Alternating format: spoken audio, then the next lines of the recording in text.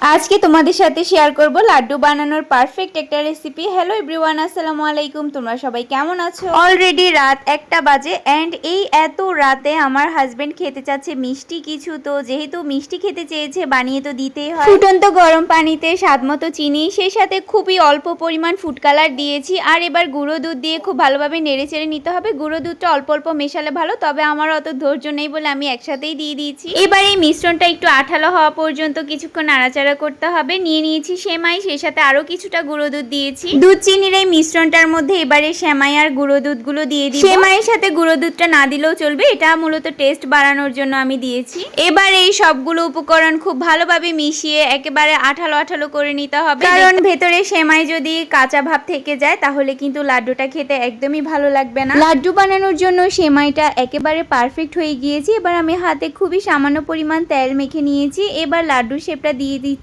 আমার লাড্ডু বানানো কমপ্লিট, তবে লাড্ডুগুলো আরেকটু আকর্ষণীয় করার জন্য আমি এখানে গুঁড়ো দুধ দিয়ে খুব ভালোভাবে কোট করে দিচ্ছি। লাড্ডুগুলো এত পরিমাণ টেস্টি হয়েছিল, ট্রাস্ট মি গাইস, একবার বানালে তোমরা বারবার বানিয়ে খেতে চাইবে। তো আজকের ভিডিওটা এ পর্যন্ত। আজকের রেসিপি কেমন লাগলো অবশ্যই কমেন্ট করে জানাবে। চ্যানেলটা সাবস্ক্রাইব করে দিও। আল্লাহ হাফেজ।